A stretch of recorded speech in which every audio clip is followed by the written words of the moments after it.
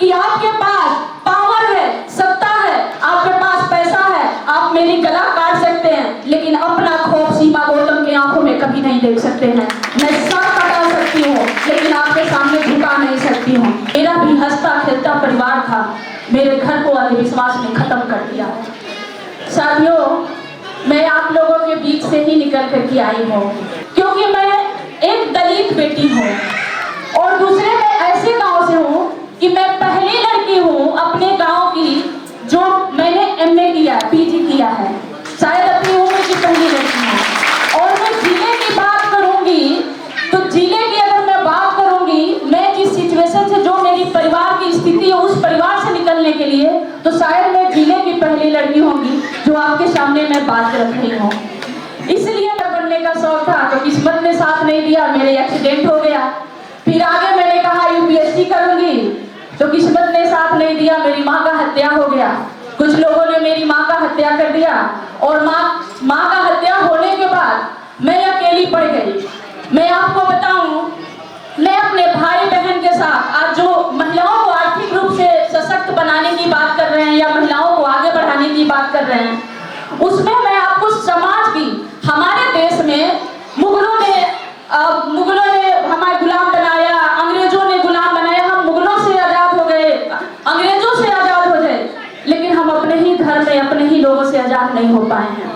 हो सकता है महानगर है, महानगरों में कुछ बात अलग हो, लेकिन गांव में आज भी हम गुलाम ही गुलाम हैं। अपने भाई से गुलाम हैं, अपने पिता से गुलाम हैं, अपने पति से गुलाम हैं। हमें भी आजादी चाहिए। जब मैं निकल रही थी तो आपको यकीन नहीं होगा, माँ की हत्या होने के बाद मेरे साथ कोई नहीं आया, ना ही मेरा रिश्तेदार, ना ही मेरा कोई सपोर्ट नहीं आया, खड़ा नहीं हुआ। मैं 2-2 दिन तक मैं सड़कों पे रही, मैं भागती रही, यहाँ तक मुझे मारने के लिए, मुझे भी जिन लोगों ने मेरी प्रॉपर्टी लिया, मुझे भी मारने की योजना बनाई, मैं भागती रही। और लोगों की भागते भागते मैं अपने लिए न्याय मांगते मांगते मैं लोगों के लिए कब मैं आंदोलनकारी बन गई, कब मैं 10,000 से ज्यादा महिलाओं से जुड़ गई, कब मैं 23 अक्टूबर 2023 को हमने बड़ा आंदोलन किया जमीन के लिए। और वो इतना बड़ा आंदोलन रहा जिसमें 12-13 लोग गिरफ्तार हुए, 28 लोगों पे एफआईआर हुआ और आपके राष्ट्रपति के वहां से 800 परिवारों को जमीन देने के लिए आदेश हो गया। मुझे नहीं पता कि कब मैं इतना बड़ा आंदोलनकारी बन गई। साथियों, कहते हैं ना कि मंजिल मिले ना मिले वो तो अलग बात है, मंजिल मिले ना मिले वो अलग बात है, और हम कोशिश ना करें ये गलत बात है। हमें कोशिश करना चाहिए।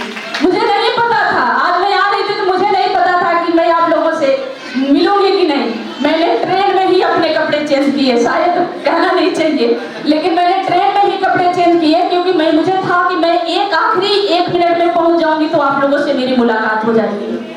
साथियों, विश्वास की बात है तो मेरे घर को, मैं आपके सामने खड़ी हूँ, मेरा भी हंसता खेलता परिवार था, मेरे घर को अंधविश्वास ने खत्म कर दिया। आप समाज की बात कर रहे हैं, किस समाज की मैं बात करूं?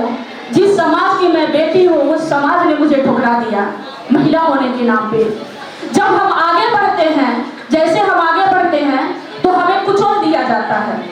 आप देखिए ना कि आज के डेट में हर क्षेत्र में, हर चाहे पार्टी हो, संगठन हो, कहीं कोई भी जगह हो, वहां पे पुरुषों की संख्या बहुत होती है, लेकिन आप उनको बता सकते हैं एक पार्टी, एक संगठन जहां बराबर की अधिकार हमारी महिलाओं का हो?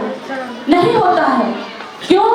क्योंकि बहुत सारे, मैं सभी की बात नहीं करूंगी, यहाँ प्रकाश चंद जी बैठे हैं, जब मैं आंदोलन करके और जब पुलिस मेरे पीछे पड़ी, मेरे घर को घेर लिया गया, मेरे भाई को गिरफ्तार कर लिया गया, मेरे रिश्तेदारों को गिरफ्तार कर लिया गया, पेपर में ये ऐड निकलने लगा कि सीमा गौतम के तलाश में जुटी पुलिस, तो मैं भाग करके, जब मेरा कोई मदद नहीं किया तो मैं भाग करके, बहुत भाग करके, असहाय हो करके मैं बहुत एक उम्मीद से मैं दिल्ली आई थी। और जब मैं दिल्ली आई तो मैं एक सामाजिक कार्यकर्ता है, मैं उनका नाम नहीं लेना चाहूंगी, मैं उनके घर पे गई तो उन्होंने मुझे समोसा दे दिया। आप बताइए, अगर शायद वो मंच पे होते तो मैं उनका नाम जरूर लेती। लोगों ने कहा कि आपकी समाज की बेटी है, आप इनका मदद करिए, तो उन्होंने मुझे समोसा दिया, कहा कि समोसा सीमा जी खा लीजिए, ठंडा हो जाएगा। उन्होंने मुझसे बात तक नहीं किया। लेकिन जब मैं आपसे मिली, मिली और जब मैं और लोगों से आपके संगठन से मिली तो आपसे न मेरी परिचय थी न बात थी। आपने कहा ये मेरी समाज की बेटी है, मैं इसके साथ खड़ा होगा। तो मैं जानती हूँ कि हमारी बेटियां, हमारी बहनें, हमारी माएँ आगे नहीं आना चाहती, उनके अंदर बहुत सारी तूफान भरी है, लेकिन प्रकाश चंद जैसे लोग नहीं हैं, उनके जैसे लोग नहीं हैं जो आपको आगे आने दें। मैं भी इस दिल्ली में सिमट गई होती और मेरी भी आवाज नहीं सुनी गई होती, शायद मेरी भी गिरफ्तारी हो गई होती और मुझे भी इनकाउंटर कर दिया गया होता है। आपको खबरों में मिलता कि इनकाउंटर कर दिया गया। इतना सिचुएशन हमारे लिए गोरखपुर में योगी आदित्यनाथ जी के द्वारा बनाया गया। साथियों, हम ये नहीं कहते हैं कि आप मदद करिए, हम नहीं कहते हैं पैसे से मदद करिए, लेकिन कम से कम आपका कह देना कि हम साथ हैं, वो इंसान जीत जाता है, वो हारता नहीं है, जीत जाता है। उसको कि आपके पास पावर है, सत्ता है, आपके पास पैसा है, आप मेरी गला काट सकते हैं, लेकिन अपना खौफ सीमा गौतम की आंखों में कभी नहीं देख सकते हैं। मैं सर कटा सकती हूँ लेकिन आपके सामने झुका नहीं सकती हूँ। साथियों, मैं गोरखपुर मेयर की चुनाव लड़ी, मैं गोरखपुर मेयर की चुनाव भी लड़ी, मैं गोरखपुर योगी आदित्यनाथ जी के खिलाफ में मैं 2022 की भी चुनाव लड़ने के लिए खड़ी हो गई, लेकिन हमारा पर्चा खारिज करवा दिया गया था। और उसी समय एक महिला थी, उन्होंने एक पोस्ट किया था, कुछ शेयर किया था। आप सोचिए कि सीमा सिंह और सीमा गौतम में इन जो अभी बात कर रहे थे, मैं ज्यादा लोगों को तो नहीं सुन पाई हूँ, लेकिन अभी जो बात कर रहे थे सर हमारे पास पहले, तो आप देखिए कि संघियों का दिमाग कितना मतलब तेज चलता है। एक सीमा सिंह नाम की लड़की ने एक पोस्ट किया, कुछ ऐसे सामग्री पोस्ट किया और केस दर्ज होता है सहारनपुर में और पुलिस पहुंचती है सीमा गौतम के घर। अब सोचिए, उस समय मैं चुनाव लड़ रही थी और पर्चा दाखिल मैं कर चुकी थी, पर्चा मेरा खारिज हो गया था। पुलिस मतलब मेरे घर पहुंच गई, मुझे अरेस्ट करने की कोशिश कर रही है, जबकि ना मैं पोस्ट की थी ना मेरे नाम एफआईआर था। तो आप सोच सकते हैं कि अम्बेडकर वादियों की हनक कहां तक है, कैसे है।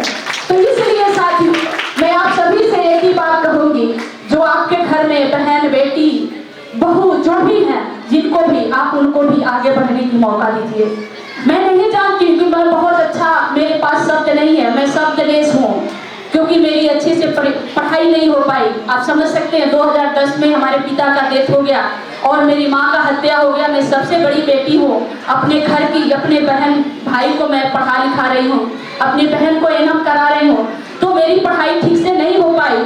तो मुझे शब्दों की पकड़ नहीं है कि मैं कौन सा शब्द बोलूँगी जिससे आपको अच्छा लगे, लेकिन मुझे समाज की ज्ञान बहुत है, किस्मत की ज्ञान मुझे है, जो वक्त की ज्ञान है वो मुझे है कि किस तरह से जब हमारे पास पावर होता है तो सबसे पहले हमारे घर के लोग ही बेड़िया डालते हैं। और महिलाओं की बात करेंगे तो महिलाओं को तो साफ बात है कि आप उनके चरित्र पर उंगलियां उठा दीजिए। कुछ महापुरुष होते हैं जो आगे बढ़ करके आपकी मदद करने जाते हैं तो सरल भाषा में उनके रिश्ते को जोड़ दिया जाता है। मैं एक संगठन की राष्ट्रीय अध्यक्ष रही और मैं काम करती रही, राष्ट्रीय अध्यक्ष रही, लेकिन जब मैं आगे बढ़ी और जब मैं आप लोगों से मिली, जब पेपर में हमारा नाम आया, पेपर में फोटो छपा और ये हुआ कि राष्ट्रपति जी ने जमीन देने की आदेश कर दिया, तो लोगों को लगा कि अब लग रहा कि सारा क्रेडिट इन्हीं को मिल जाएगा और हमें कुछ नहीं मिलेगा। तो हमारे साथ भी वही खेल खेला गया, हमें भी संगठन मजबूरी में छोड़ना पड़ा,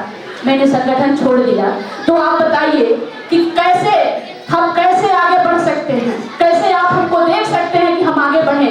हमारे चरित्र पे सबसे आसान बात है कि मैं आपको पिता तुल्य मानती हूँ, भाई मानती हूँ, और जिनको नहीं पसंद है वो हमारे रिश्तों को गलत बना देते हैं। और हम क्या करें, हमारे जैसे हजारों सीमा गौतम सिमट कर अपनी आबरू बचाने में सिमट कर रह जाती हैं, कभी भी समाज के लिए आगे नहीं आ पाती हैं। इसलिए साथियों, मेरी तो कोशिश है कि मैं आप तक आई और मैं कहती हूँ बार बार, समाज को सुधारने के लिए मैंने बहुत कुछ तो नहीं कर रही हूँ, लेकिन आज के डेट में मुझसे 10,000 से ज्यादा महिलाएं जुड़ी हैं।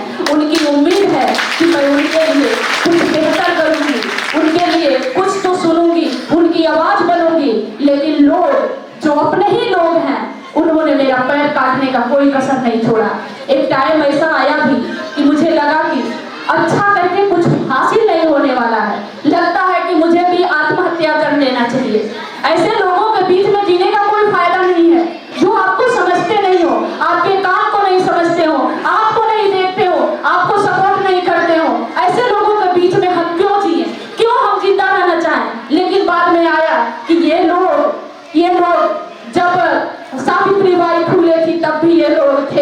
और जब ये झक्कारी बाई थी तब भी ये लोग थे, जब बहन मायावती थी तब भी ये लोग हैं, सीमा गौतम के बारे पास भी ये लोग हैं, आगे भी ये लोग रहेंगे, इसके साथ छाती पे चढ़ करके हम आगे बढ़ेंगे।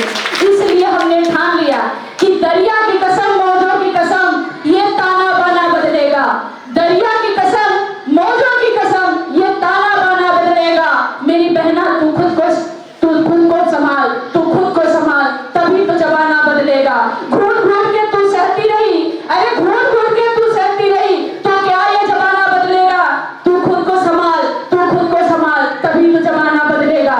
साथियों, आप लोगों ने सुना, हमको समय दिया, उसके लिए बहुत बहुत आभार व्यक्त करती हूँ और लास्ट में यही कहूंगी कि वक्त बहुत